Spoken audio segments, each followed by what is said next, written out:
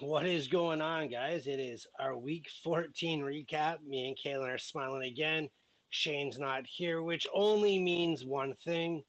The Steelers did not win on the weekend. That's right. They played on Thursday and they still lost, and he's still upset about it. So he is not here. Kaylin's smiling about it.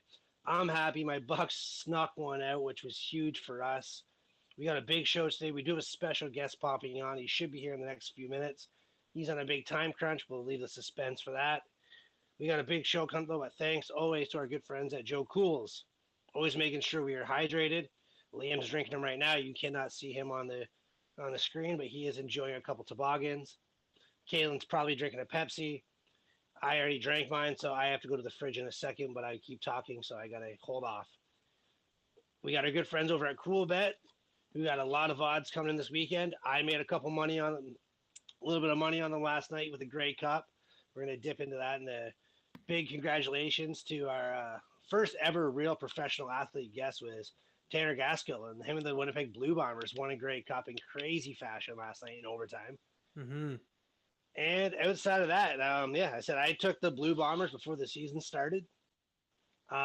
Threw a couple bucks on them, and it paid out pretty well. I think Shane did also as well. I know, Kaylin, you're not too much into the betting, but you hear us talk about it weekly, so you kind of know how it goes. Yeah. You guys are up some, down some. More up than down. I will give you that. Hey, I'm still playing with house money. I haven't lost that part yet. So we're going to call that a win, right? It just makes sports a little bit more interesting.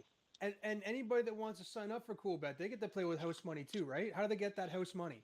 Yeah, you sign up, you put a deposit code going for $2.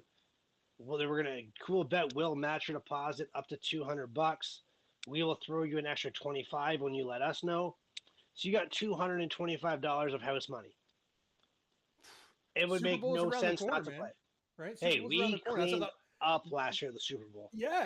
There's a couple of our friends that did that, right? Made sure they got the promo code in there, and they've still been coasting on that, man. So good for them. Shane's buddy, Big Fudge. I think that guy literally cleaned out at least $3,000 that day. And hopefully I didn't get him in trouble with his wife. But that guy, Liam's buddy did $2,000. Wow. We're the only smart guys that didn't take the Chiefs. That's literally what must have happened. But yeah, your Titans had a big day, so I'll give you that right now. Let's not dip into the Urban Meyer stuff yet. Okay. But man, your Titans 20-0. Big start to the weekend for you. Yeah, man. First time that the Jags have been shut out since 2018. I think it's the first time that we've delivered a shutout in a few years ourselves too. So it's good. It's a division opponent. You guys know that I love those division wins, right? I don't care how bad the team is. And the Titans, this year they've let those bad teams hang around. So there was a few times there where I was thinking they were going to, give the game up. Hey, Gino, how you doing, buddy? Hey guys, sorry. No, you're good, man. You're good. Absolutely. Sorted out, so I apologize. For sure. No. I heard the coffee maker took longer than usual. That's what the coffee didn't take that long. It was that once I went to use the Google Meet, I didn't realize I had to download something. So that was my phone just wasn't loading it. So. Gotcha. If you only knew how dumb we were at technology, and the first time we've done this, we were all in the same boat. And been there more than one time for sure. Yeah, Gino, I was just doing an update on my Titans. They got a good win over the weekend. Division opponent, don't care how bad they are. So it feels good, man. It feels good. But I think there was more stuff that happened this week, and we can get to football right after, right? There was some good shit that went down, right? Oh, yeah. So we brought Gino on for 2 reasons. Number one, this motherfucker's going to beat someone's ass next weekend.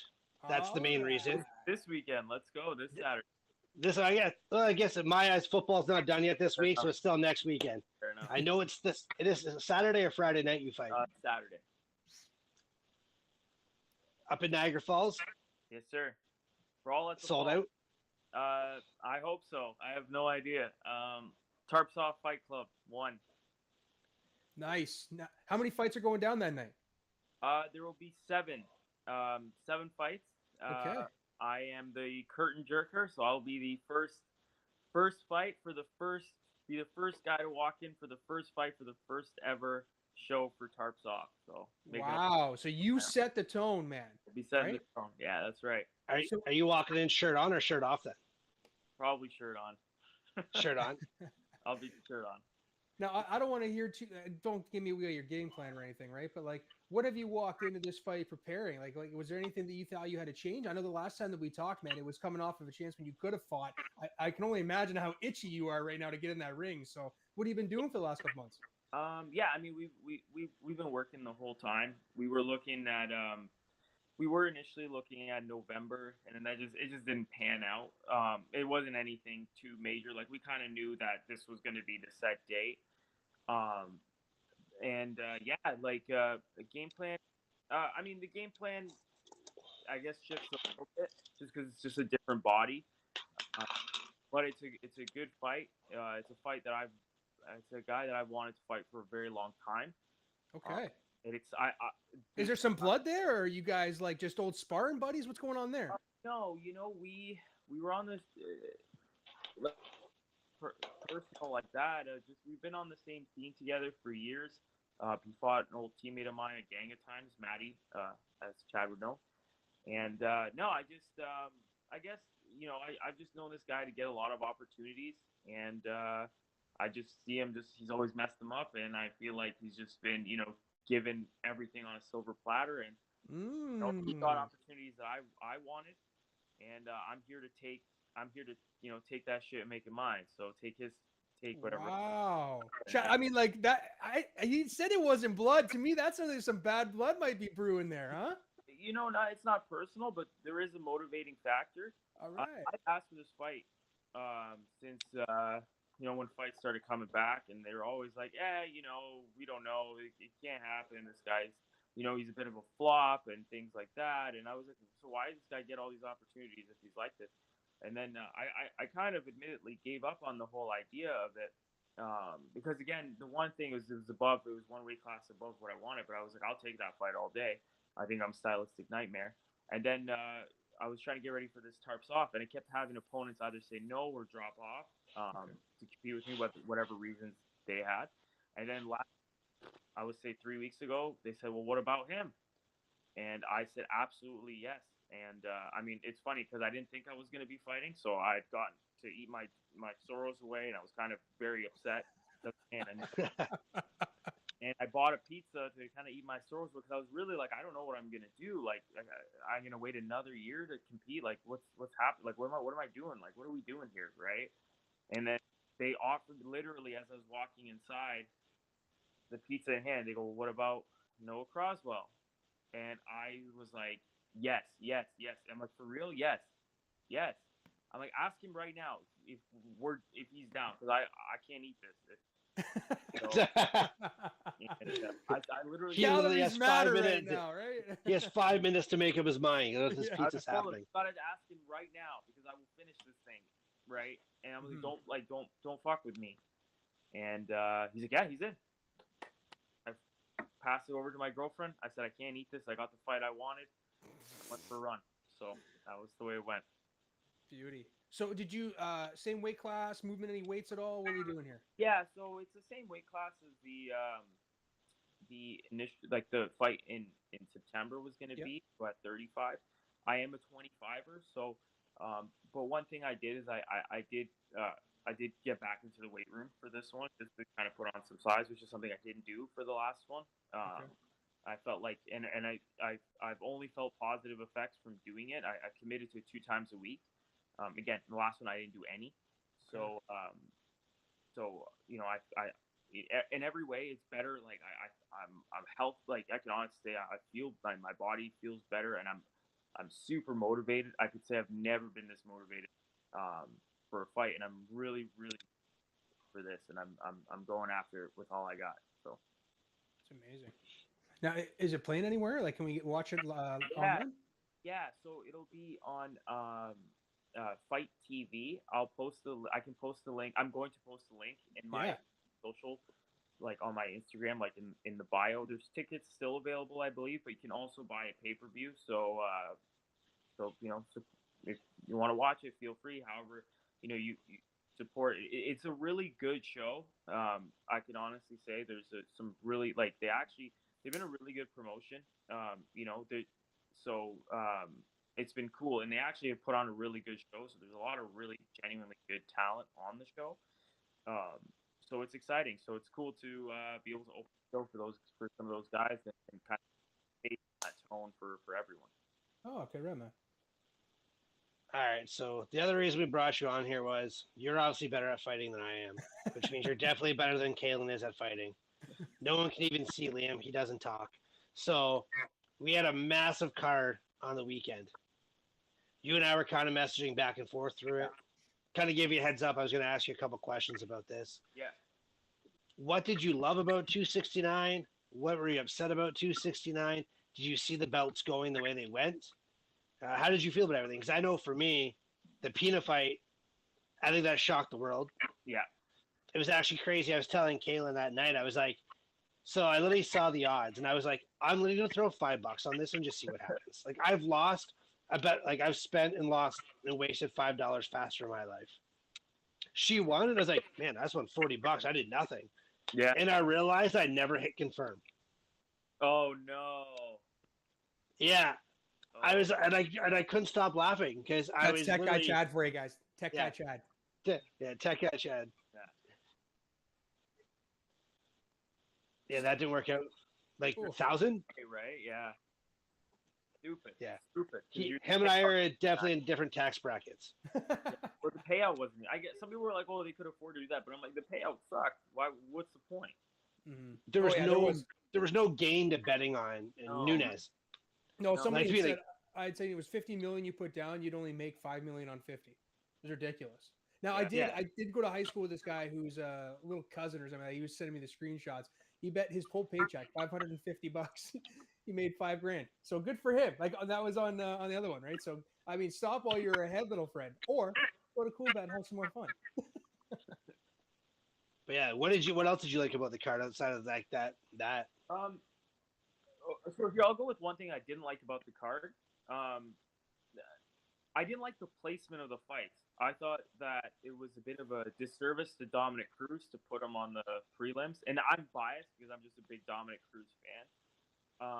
But I feel like the card was so good top to bottom. They didn't really have any. Like, I truthfully would have felt like if Ponzinibbio and Jeff Neal should have been on the prelim. Yes. I felt like the name power wasn't as good, and it kind of created a bit of a lull. And I know you can never really predict those things, but I feel like it was kind of a disservice to a former champion to throw him on the prelim. That was the one thing I really didn't like about the show. Other than that, I thought the show was fantastic. I am glad I didn't bet because I was planning on doing a bet of Nunes and parlay that into a Poirier. And so that would have just been a disaster. Yeah, get some money there. But I thought the show top to bottom was really good. It showcased, showcased a couple of things. It showcased, I think the biggest thing, it showcased resiliency and underdogs. It showcased that fights cannot always go your way. And whereas people were like, "Oh, this fight is over," we saw it 2 times. First round Nunes, first round with Poirier, and then the other, the opposition, Oliveira and Pena, they dug deep and they found a way. It's mixed martial arts at its finest. It's what we look at. Those are motivating things. Those are, beautiful things. Those are exciting. They're crazy. It's craziness. It's everything about the sport that I think really sets it apart, especially in the combative sports field, because there's so many layers and dimensions to it, right? I mean, I didn't love Nunes kind of breaking there, seeing that. I think that she kind of was just like, yeah, you got me, because the position wasn't a great position for a choke. In fact, she could have easily fought that, I think she's like, I'm done. You got me, it's one too many shots to the nose. She took a few, right? I think she was smelling blood for a few minutes there. It was that jab, you know what I mean? I didn't think Pena's cross was kind of sloppy. It was kind of looping, but it was the jab. The jab was beating hers every time. I think she had a little bit of a reach advantage, or she was just using it better. And I think she just kept pop, kept popping. And like, I think she just didn't care. The girl went into that every single time she went in for a swing. She knew she was going to get hit. And she did. She got hit once, but then she kept swinging. So she got Nunes like 3 or 4 times, it felt like, right? No, absolutely. And I think just actually that's a perfect that you pointed that out. Her not caring, it helped because it didn't deviate her away from what she wanted to do, whereas Nunes did care. Mm-hmm. And so by caring and not expecting that, she changed the way she was fighting, right? She was getting bunched up. She was getting tightened up. So it affected her, and she was falling behind, right? Yeah. Whereas if she had that, she assumed that it was going to be like that, she would have adjusted accordingly, where she was not able to do so. Do you find that when like you're at the top for so long, as like you've been an MMA fan forever, and a lot of the people at the top don't take a lot of damage. They get put into these wars, and it's almost like they forget what they feel like. Yeah, I don't know what it is. I don't know what it is. It's hard to say. Like, and she can only like. I don't even know if maybe she would know it. I think maybe it just caught her by surprise. One thing I do think is that it was a slow accumulation where she's like, okay, it's 1 or 2, it's not that big deal. But then it just kept going 5, 6, 7, 8, 9, and then that's where it really got her. I don't know if it has necessarily anything to do with her being at the top but things have just been effortless. Maybe so. I guess maybe I'm kind of all over the place, but I don't think she anticipated that this was going to keep. She was like, I'll catch her, I'll do something. But it just didn't work. It just wasn't happening. And then next thing you know, she's like, well, I'm kind of stuck here. We just got to start trading because this is where my path to success is. And then she lost that path. And then that's when, Pena eventually, shot in for tight waist takedown to rear naked. So it was a beautiful performance. It was a great fight. So I guess you can be happy about that. I know you got a lot of time, so I'm going to try to make this like speed round here. A couple other fights I want to talk about. Number one is former champ Cody Garbrandt done. I don't think he has a chin anymore. He lives by the sword, dies by the sword, and unfortunately, I just don't know if it's left in his chin. And it's a sad thing to see because he was an exciting fighter in his prime, but he just never bounced back from getting clipped by your boy TJ. Yeah. Here's the thing. It's he is enough of a name that if he wins one fight, I really think they would give him a title shot at flyweight. The only problem is I don't know where he theoretically where he would stand, right? I think he's just in a bit of a no man's land situation, which I think is actually worse than him just kind of losing his chin because he doesn't have a solution to that, right? What is his solution? Either go to 25, or stay at 25, go back up to 35. There is no direct path. I think, again, because of his name, he might have a better shot at flyweight, but if he loses again, then he's really then that's when you start thinking about it. I think he needs to be really wise with whatever choice he makes, and really if he's going to do 25, he's got to really commit. That being said, again, I don't know if it's so much of his chin. It's just that he's just he can't beat he's not beating the top echelon guys at 35, and evidently he couldn't even crack to get into the 25. So I think he is in a bad spot, and his chin does play a factor in that. But I think that I think for him it might be more of a mental thing, like where do I stand, right? Where am I going, right? So, and that's where's the motivation in, right? Because if you remember his fight where he won the title, you were like, this guy could be the face of the sport. Like, yes, the fight was masterclass, right? And even him, the taunting, it was perfect.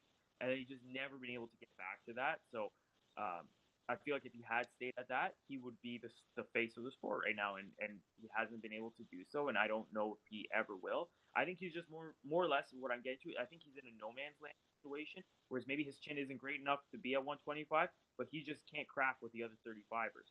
So I don't really know.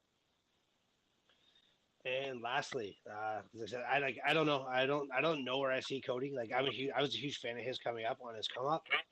But yeah, like it's exactly what you said. He's kind of stuck here. Like, all right, you're a top 5 guy or a top 7 guy, but you can't crack the top 3. So like, where are you gonna be, right? And the way you fight, it's a dangerous way to go, man. Like people love it because people want to see people get knocked out all the time. Yeah. But like for your career life expectancy, it's not going to help you out so well. No, of course. And then lastly, can we just talk about the pace of the Oliveira and Dustin Poirier fight? I was like, I don't know who to pick to win this fight, but you know what? This thing will go 2.5 rounds. Yeah. And then I was wrong by 1 minute, and I was really pissed about that. Yeah. I saw plus money at 2.5 rounds. I was like, oh, like these guys, like they're both kind of piece each other up. The first round's not gonna be exciting. They only got to weather like a round and a half. Man, I don't think I've ever been so wrong.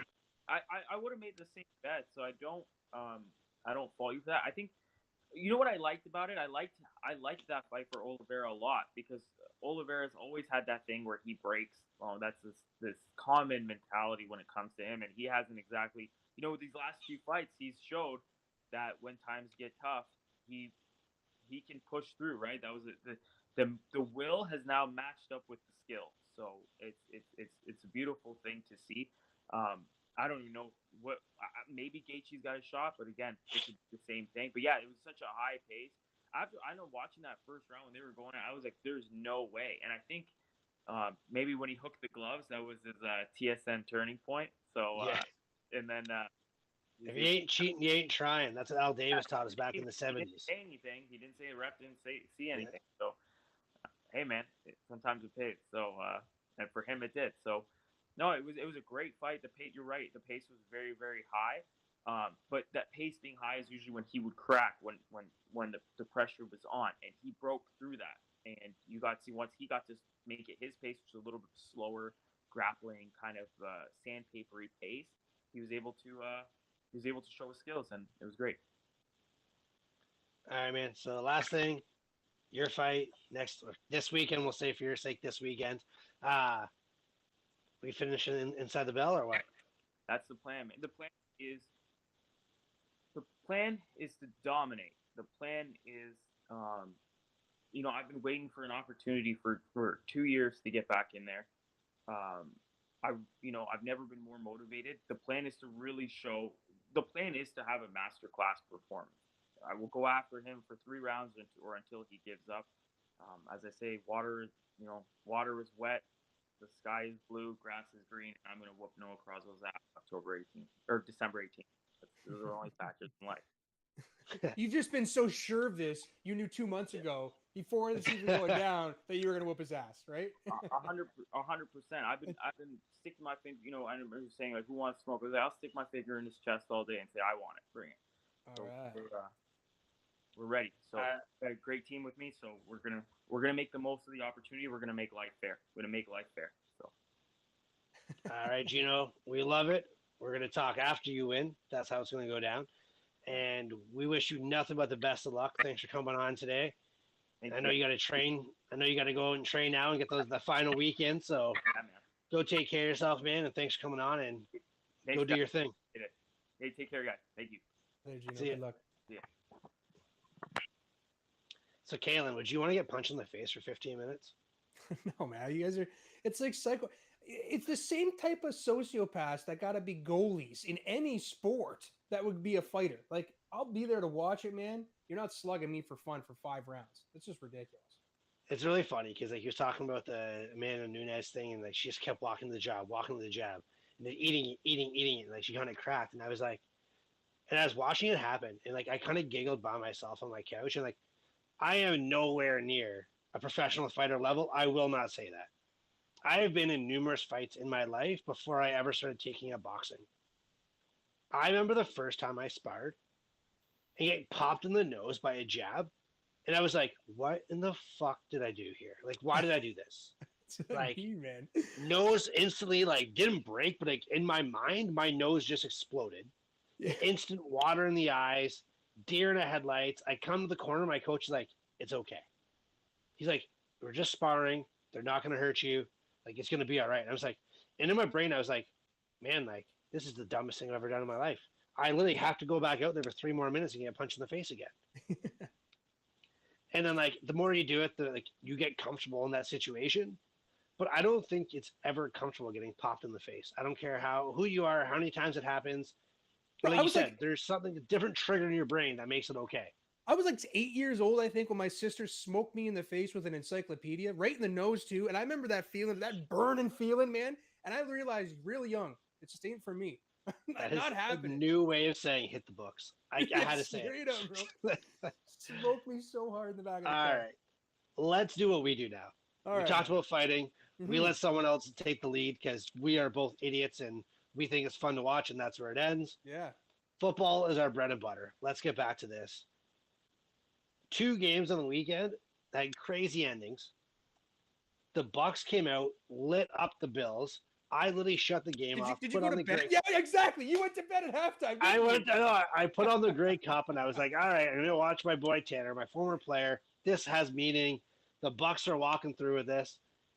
And, like, I get this update on my phone. Dawson Knox gets a touchdown. I was like, well, all right, cool. I guess like they're letting them do their thing. Mm-hmm.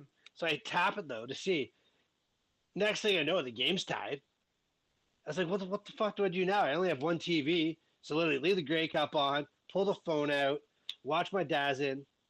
And I was like, man. Then I watched this with the walk-off, thank goodness. Like, that was wild. And then that crazy Bengals and 49ers game. OT, another walk-off. And the wrong team won. I don't care. I'm glad that Shane's not here because he would just be harping on me right now about how them Bengals turn into the Bungles again. Man, that was a close, good game. Chase, though, listen, I love the guy. I've praised him all year long. The guy is fumbling away the friggin' Rookie of the Year award. Like, there were some drops in that game that were significant that could have turned it around. That could have been a different game from the get-go. Didn't have to go to overtime. Yeah, I didn't watch the game, so I'm not going to sit here and lie about it. I was watching the Bucks game, and also went to the Grey Cup, went back to the Bucks for playing at the same time. But yeah, we've literally banged the table every single week with the Bengals. I don't want to talk about them. I know how you feel about them. I don't personally care. I think Joe Burrow's a good quarterback. I don't think he's a great quarterback. I think he's going in the right direction. Not Chase, right? That's a country singer. Jamar Chase is going to be a star. We know that. The Bengals defense depends which one shows up. Mm-hmm. San Francisco, I don't know what to think there. I think now they're kind of handcuffed now because Jimmy's winning. So now what do you do? Yeah. And he's throwing the ball like 40 times a game. Like, if you had asked me a year ago to be successful in San Francisco, is Jimmy got to throw it 30 plus times? No. 25 plus times? Maybe, but probably not. Like, he's bombing. Bro, he threw 320 yards yesterday. So my next question is, this is like, I'm really on the fence because I actually don't have an answer for this. Deebo's healthy. Mm-hmm. Kittle's healthy. It doesn't matter who the running back is in San Francisco with Kyle Shanahan's offense. So if Trey Lance would be out there with Kittle and Deebo healthy, both of them 100% healthy, could he be doing the same things? Okay, so here's the problem. I just don't know if a rookie quarterback in the toughness of the division that it is over there in the NFC West, if they were in the same scenarios, if he'd be performing as well as Jimmy. And the reason they say is there's a lot of pressure on him already to perform as a first-round pick, but then to be asked to be dug a team out of where they are and continue, well, they've kind of been on this upward swing. That's a lot to ask of a kid in that division. I just don't know if they perform the same way. I still think I like Trey. And I think maybe I'm kind of biased because his professional projection coming out of the draft was Steve McNair. So I kind of feel for him a little bit, but I still think that he's going to need time. He's going to be electric when he does get the chance to play. But for right now, I mean, they've got money invested in Jimmy. You might as well see what you got back on your return on investment, especially at this point in the year when things have been okay so far. Kid's on a cheap contract. Ride it out. So the 49ers are in the playoffs with that win. Mm-hmm. Do you think they can keep that train rolling? I mean, realistically, I don't think that we've talked about many times about the NFC and how top-heavy they are. I just think that there's nobody that can really compete with the top-heavy teams that are there.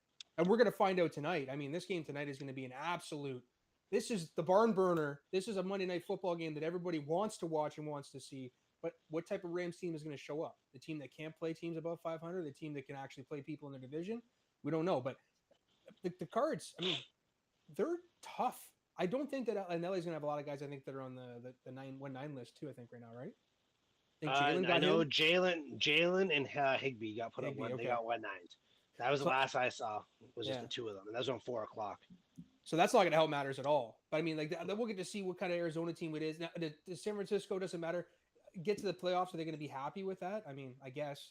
At this point, what does San Francisco need next year, Chad, in order to be – I know they're doing okay right now. We're already talking about next year for the Niners. But, like, what do you think they need to be that complete team that we seem to think they are every year? Well, quietly, Bosa's got 14 sacks. So I don't think anybody even realizes.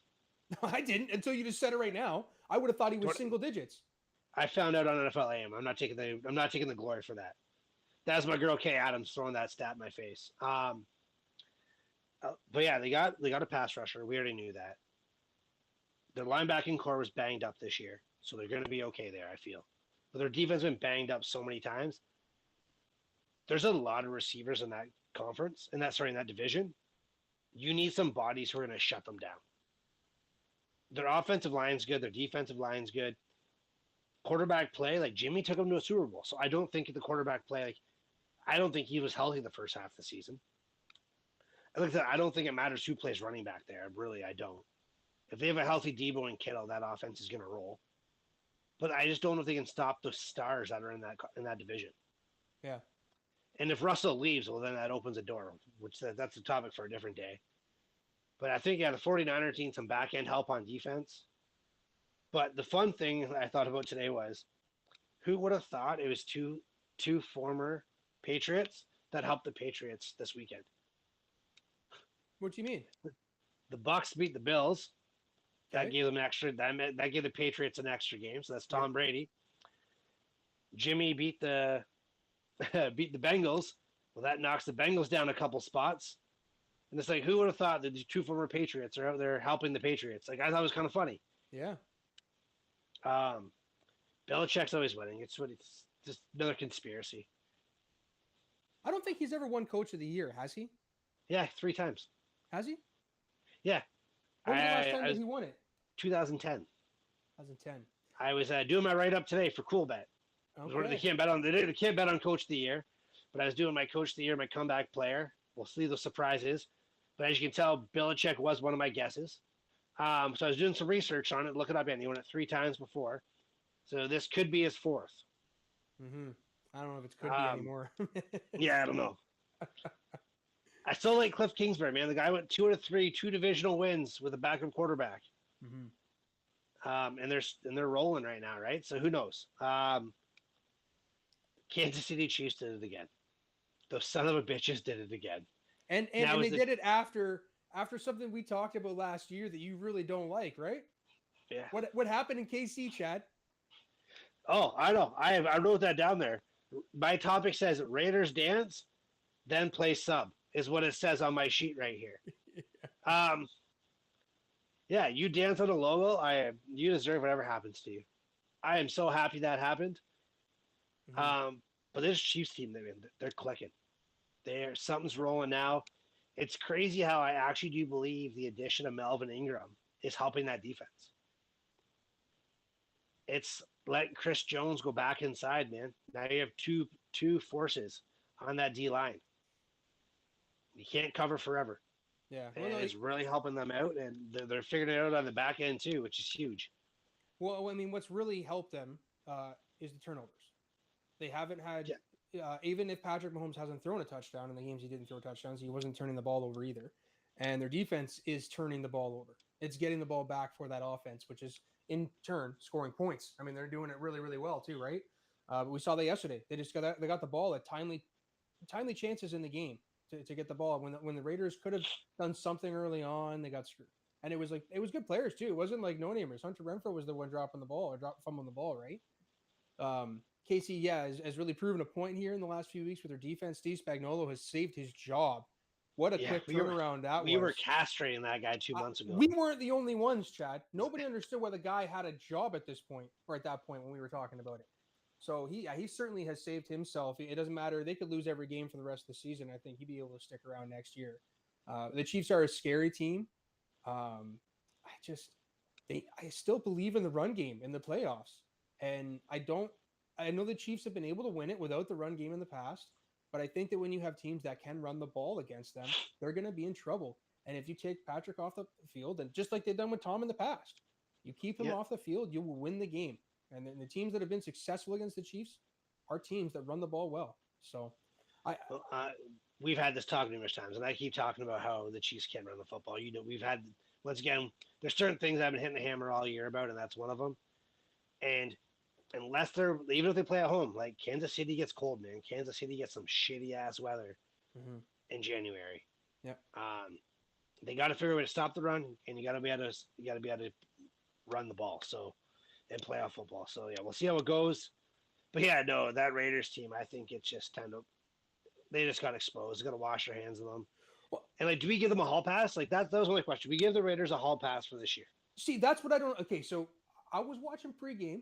Woodson's, he's a former Raider. He's very outspoken about Michigan and about the Raiders and where things should be going.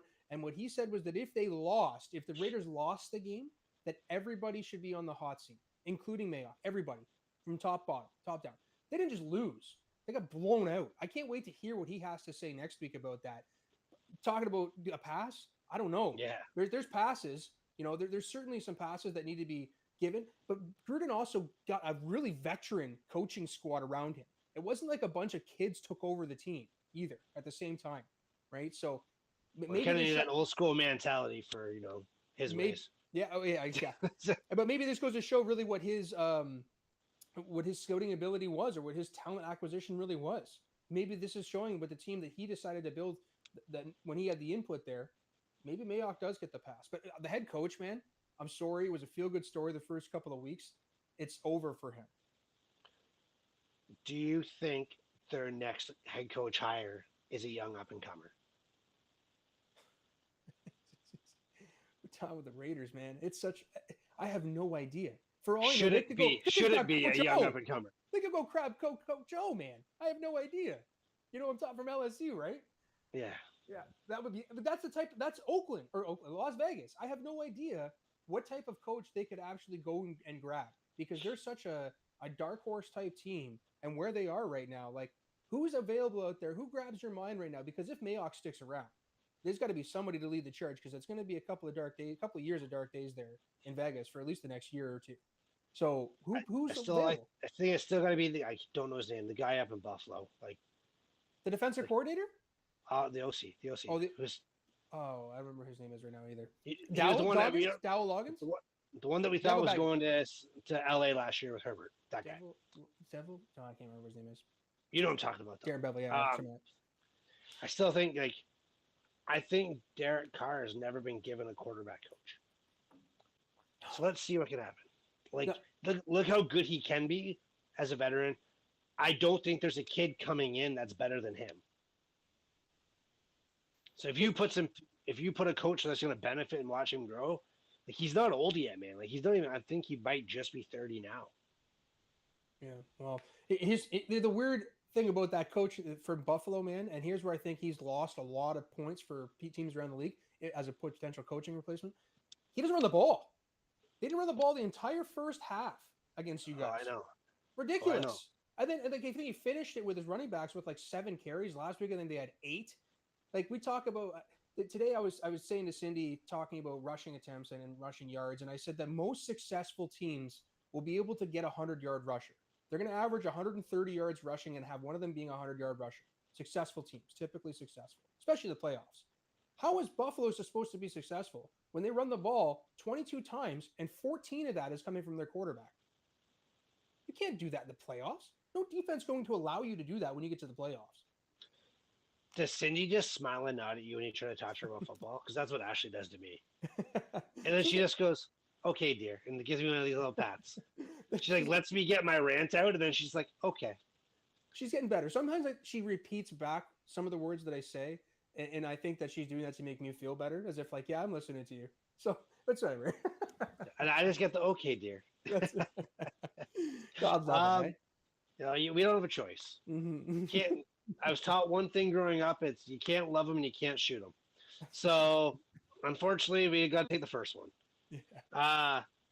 There's something you brought up to me today when we were kind of exchanging out the rundown today. I didn't even know about this until you kind of introduced it.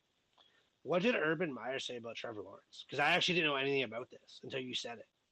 Yeah, well, I mean, he threw 4 picks yesterday. One of them was off of Laviska Shenault's hands. The other 3 were completely on Trevor Lawrence. And then, so there was talk about Meyer benching Lawrence and Andrew Norwell, because Norwell played horrible and had a lot of penalties the entire game too. And then apparently decided not to bench Lawrence because it would hurt his development. Now, I don't know if you got the opportunity to see his walk off the field, see the coach's handshake or anything. This guy looked like I've seen some old men look like after getting their ass kicked on the golf course for 4.5 hours. He looked absolutely disheveled, beside himself, looking around, hand in his pocket. He kind of reminded me a scene like Kevin Costner when he's walking around the Field of Dreams, kind of like, what the hell am I doing here? It just looks like he's so beat up. And then for this to leak, I don't know how this got out, who he said it to, but to make a comment like that, what are you doing for your rookie quarterback to make a comment like that? The kid knows he's not played very well this year. And he certainly didn't play a good game yesterday at all. And that's no fault of his own. The offensive line played like absolute garbage. As I mentioned, they were talking about benching one of the guards they pay top dollars for there from all the penalties he was causing. So I don't get what's happening in Jacksonville. I absolutely love it. I'm going to love my division opponents getting getting kicked like this when they're down. How does he last? I mean, Shad Khan came out today and said that he's going to be expect a little more tight ship around there, but thinks that they can right the ship. So two things I have to say about this. Sorry to cut you off there. Very good. I've worked with quarterbacks. They're very sensitive people, I found out. But there's two things you can do. Either you shut your mouth and you do nothing, or you walk up to your guy and you say, hey, today's not the day, man. Take a seat. You're my guy on Monday. You let him know. It's like with a goalie in hockey. Sometimes you pull them out to save them. You know what I mean? Yeah. I literally walked up to my quarterback and was like, hey, man, you're done today. And he looked at me and I just gave him a little pat on the head and said, hey, today's not the day. You're my guy in practice on Tuesday. You let them know that right away on the side, but don't lead them out there to die, especially if the O-line is not giving you a chance. You don't want to cripple someone's development. You don't want him, I think, who said they were, Sam Darnold, I'm seeing ghosts. You don't want to hear those kind of things from your franchise is what this is going to be, right? That's why you brought him in there. You're taking over a shitty team. Well, he knew he was going into a shitty team. So I don't understand to come out and say like, oh, I was going to do it, but he didn't do it. But then he heard, now Trevor Lawrence has heard this story. This should have just been like, hey man, today's not the day you're out. You're my guy Tuesday. Move on, send the backup in. Or you say absolutely nothing. You don't talk to the media. You don't talk to a coach. You don't let this slip at all. When things slip, things are supposed to slip. It's that simple. These guys make way too much money for the media to only find out by accident. That's right. And you talked about when things slip. Chad, I'm going to give you a couple other quotes here from Urban Meyer, okay? So he was asked about rookie safety Andre Cisco playing more. He responded back with saying, Cisco is playing a little bit more, I believe. I don't have his numbers in front of me. Cisco played 0 snaps and played 0 snaps the week before, too. It's terrible. It's your head coach making a comment like that. Jaguars players commented on Urban Meyer saying he came in preaching values, family, and team. It's been anything but since the start of training camp. He's a phony, a hypocrite, and we finally know who he is. This team's falling apart. There's no way this guy lasts through the end of the year, and he's gonna coast for how long is his contract for? Like 5, 8 years? He's gonna coast on that money for a long time. I don't think it matters after I don't think it matters after Black Monday. So he'll be gone that day. The other thing I heard was, this is what blew my mind. He came out and said, I'm a winner. The reason we're losing is because of you guys. I don't lose. Yeah. To his coaching staff. That's right. You hired all these guys. Right. These are your guys. Yeah. And what's crazy, take some ownership. What's crazy about that quote too is he was also called out in the same report saying that he called out Marvin Jones, and Marvin Jones left the building and had to get convinced to come back into his team by his teammates. He denied the Marvin Jones report when asked about it, but in the same breath said absolutely nothing, basically confirming him calling out his assistant coaches for being losers. This is pathetic. This is a guy who had a winning program for many years in college, who's getting absolutely embarrassed 12 games into the season in the NFL. And not just lightly embarrassed. He absolutely has no idea what he's doing. When the quote about the rookie safety playing and not knowing how many snaps and trying to be zeroed and saying he's playing more. When your head coach makes a comment like that about a rookie player who's on a 53-man squad and he's making that much money, Shad, you got to do something else with your squad, buddy. Well, he's out. That's enough talking about a team that only has 2 wins. Yeah. And I love Trevor Lawrence too much to sit here and hate on him. So I can't do that anymore. I got to move on. We got about 20 minutes left before Liam just cuts us off and tells us to shut up. 2 teams are 6-0 at home. One of them is in sunny Florida. The other one is in the frozen tundra of Lambeau Field. As a visiting team, I already know which one I want to go to and which one I don't want to go to. We can already... But if you have to go to Lambeau, what are you doing? And, how are you playing? Your team's fine, so don't worry about your team. Think of NFC teams. Your team is built to go to Lambeau. If you're an NFC team, though, what is your game plan? I mean, you would want to say run the ball. The problem is you really can't run the ball when it's an icy tundra that you got out there in Green Bay. But you also got a defense that's doing very well against the run. I think that's what I'm saying, right? Like, I think they're it's a rough go. Top 10 in rushing defense anyway. So I think they're the top 10 in both. Is it? Wow. So they're very, very challenging team to be playing against. I don't think you have a chance. It comes down to, and this is just asinine to obviously make these kind of calls because it's so obvious or it makes it feel obvious, but if Green Bay gets home field advantage, it's Green Bay's Super Bowl to go to. If it's the other way around, it's anybody's game to go to. I agree. If it's Arizona, if it's Tampa, it could be anybody. And I still I want to say Tampa Bay. I'm a Tampa Bay fan. That Green Bay team terrifies me. I think we just started getting our corners back, so hopefully they get rolling now so we can start stopping the pass. But yeah, no, I don't want to go to Green Bay. Like, we started running the football, Fournette's rolling now, we got something working there, but I don't want to go to Green Bay. And that really worries me as an NFC team. I don't know if Arizona can go, like, they've looked great on the road so far, but Lambeau's a different animal, man. Mm-hmm. And it's not just like, listen, I know you guys have ragged on Tommy for being an old guy playing in the cold. I don't buy into that with Tom. I honestly think that he's one of the few players that just doesn't matter. I don't think he escaped New England just to go to the sunny Florida to stay warm all year long. But I do believe that some of his players around him, some of the kids around him that may not be used to that weather and suddenly get kind of smacked out. I'm very reminded of like Cool Runnings when they get off the plane and going, holy, it's this cold here, eh? Yeah, it's this cold. And there's psychopath players on Green Bay that'll pregame warm up with no t-shirt on. And you're showing up in probably a parka, right? So that's my worry for a team like Tampa. I don't think it's going to be Tom. It's just the young kids I think that are going to get smacked. Yeah, he sold his soul to win Super Bowl, so I'm not worried about him. Yeah, that's right. As long as he stays on Tampa, I'm cheering for him. Lionel Collins. Oh yeah. Throws a punch. Yeah. Do you have a problem with it? And are you okay with Mike McCarthy praising his actions? So, defending a player, right? It was a borderline push out of bounds to Dak when the game was 27-3, I think, at that point. Yeah. In the fourth quarter, there's 10 minutes left in the fourth.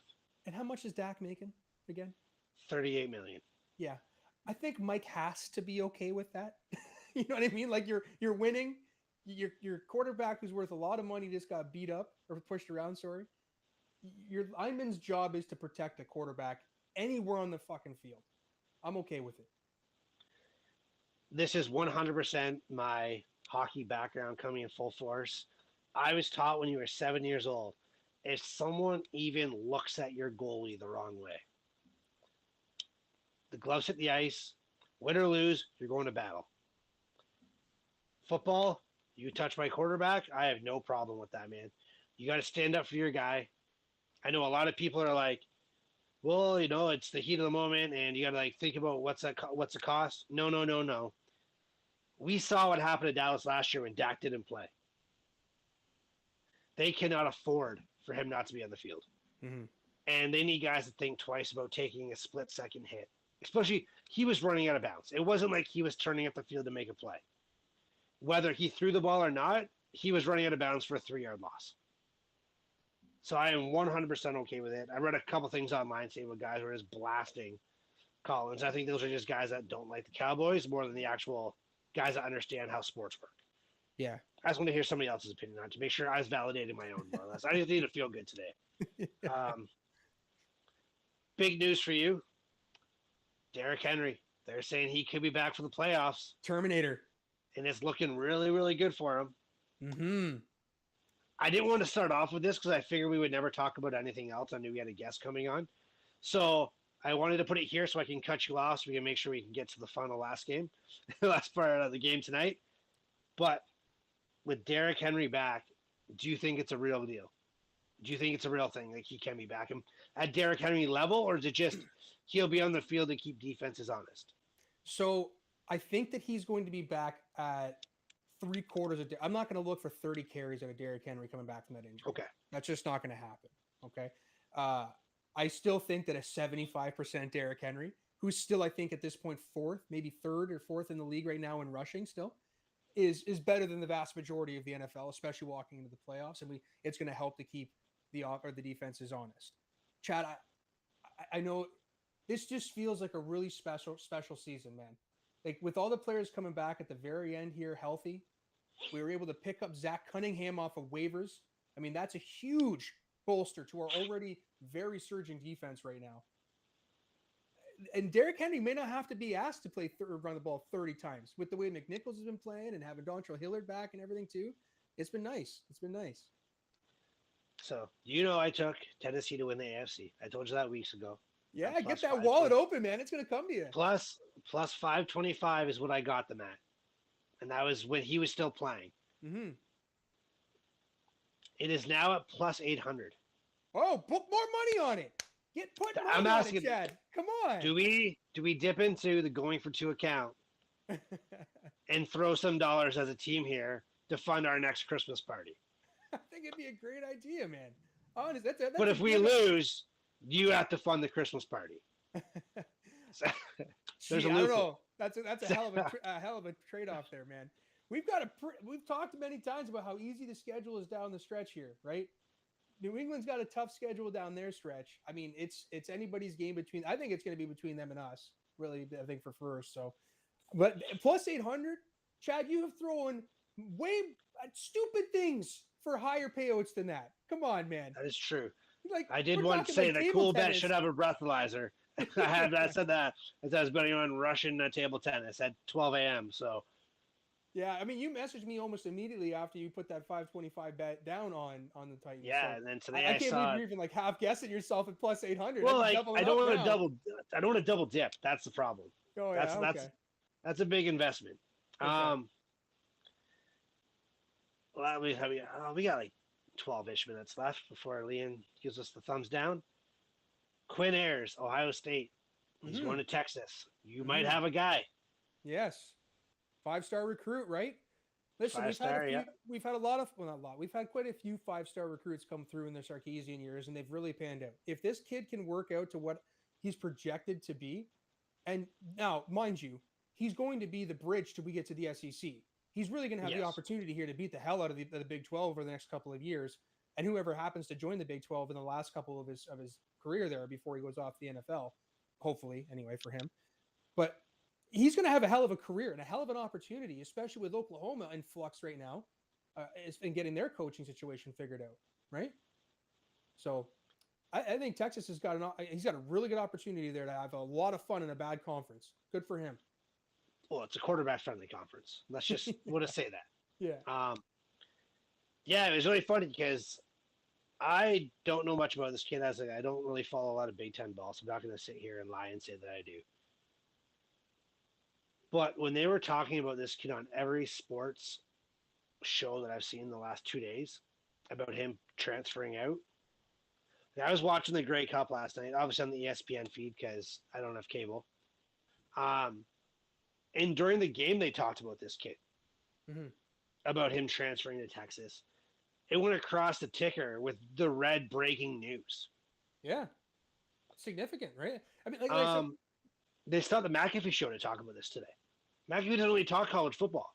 Wow. So, as I said, I don't know a lot about this kid. I'm not going to sit here and lie and say I do.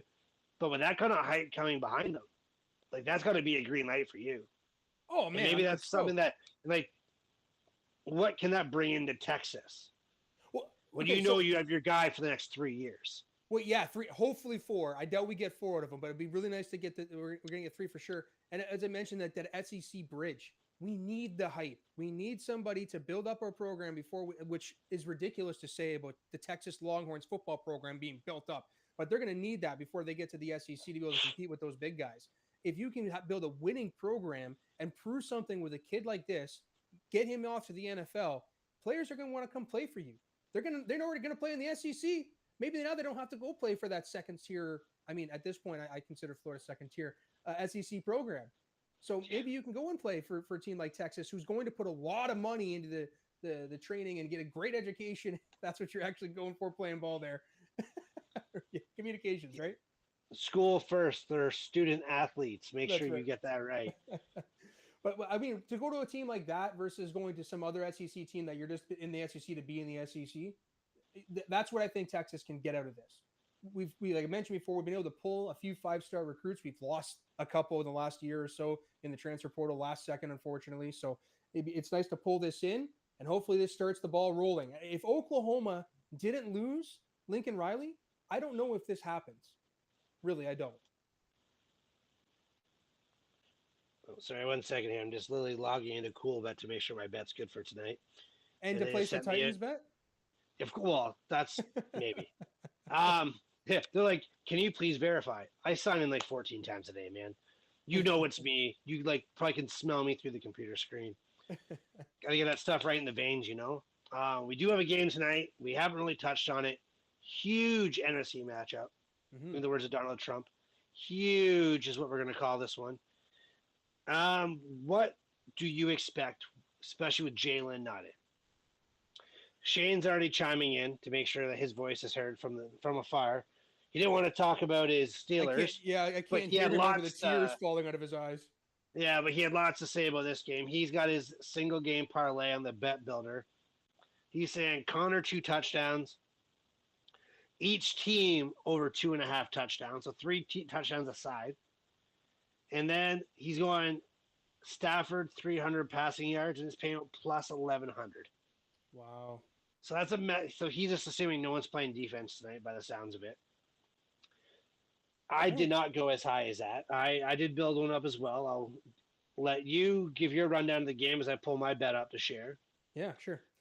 I don't think that Stafford's going to throw for that many yards. I think he may have, it'd be nice to because they're going to lose. I think Arizona is going to win this game, and they're going to win it very well. Their defense is very strong. They're going to be able to shut down whatever the Rams can put onto the field, I think, at this point. And unfortunately, I mean, Cooper Kupp was on a projection path there to beat Megatron's numbers, man. It's unfortunate he fell off the way he did, but we've talked about it many times. Robert Woods is the thing that kept that thing clicking down there. It doesn't matter that OBJ now he's being thrust back into this number 2-1 hybrid position again there in LA that he was trying to get away from, it seemed, when he picked to go there in the first place. So I know Liam doesn't want to hear this, unfortunately, but I think this is a game where we've used this line a lot. We find out who a team really is. This is a game, though, I think that LA is going to get their asses handed to them by the Cardinals. And maybe, Chad, for somebody who wants, Cliff Kingsbury to win that Coach of the Year, statement wins against the Rams, regardless of what they are against 500-plus teams or not, are going to help you down the stretch to win that award for sure. Well, I agree. I got my bet here. I kind of didn't go as heavy on the offense as Shane did, but I feel like I could be a little more generous on this one now. I made this bet before I got the news about Jalen being out, but I said D-Hop just 55 yards receiving. I figure that's pretty doable. Yeah. Matt Stafford, I did say 2 passing touchdowns. With Darrell Henderson out, I don't know if they can move the ball in the red zone running the ball. So I do think that he's going to be throwing it a lot more. I did go Odell Beckham to score. Not when, not how many, just he's going to get 1. I feel no Henderson, no Higbee. You can shift towards Kupp. And as much as I've ripped on OBJ the last season and a half, but not being the same guy he was, and I think his legs aren't there anymore, I still think on one-on-one matchups, you're going to take your chances with him to come down with the ball. I think he's in the proper role. I do agree with you that he's on a number 1. And he's in a weird spot in LA with Woods being gone. Now he's kind of get pushed up into that limelight again. But I do take him to get 1. And the last one is I got each team kicking a field goal. Nice and easy. Hey, you're playing in a dome. That's not a bad pick, actually, 2 teams that can move the ball. There's going to be a stand somewhere. And I'm getting plus 500. So I got, Hopkins 55, Stafford 2 touchdowns, OBJ 1, and each team with a field goal. I'm getting plus 500. That's not bad. I'll take that one. Not as sexy as Shane's, but well, hey, wait. It's just not as winning is sexy. That's all I'm saying. Winning is sexy. Yeah. I like that. Outside of that, I have nothing else to add tonight. I know Liam's like, dude, shut the fuck up. I want to go watch my team play. we got to make sure we say thank you to Coolbet again. Always getting our bet builders going, keeping us going. We have our articles out this week for all our NFL honors winners. Josh is out, our intern, put one together before anybody even got to even get a word in. He said, I've already written the rookie one. So hopefully the odds didn't change because he wrote that bad boy last week. And I mean, Christmas right around the holiday, or holidays around the corner, guys. Don't forget, we got merch, we got some hats, got some sweatshirts and stuff, right? Yeah, we got a new hat order in, and of course our friends down at Joe Cool's. Mm-hmm. One of the great stocking stuffer is Joe Cool's gift certificates. As Kaylin, you grew up in London. You were in the bar scene in London. I know you bought many Joe Cool's gift certificates to skip the line before Christmas, because I probably sold them to you. So yeah, on top of that, guys, I'm good. Kaylin, thanks for coming on. Shane, I know you're out there somewhere crying and just upset about your Steelers and don't want to be here. It's just amazing how it works out, eh? Yeah. I have to work, guys. Yeah. I'm on vacation, guys. I'm sick, guys. He's going to kill us on Thursday. He's going to light us up on Thursday.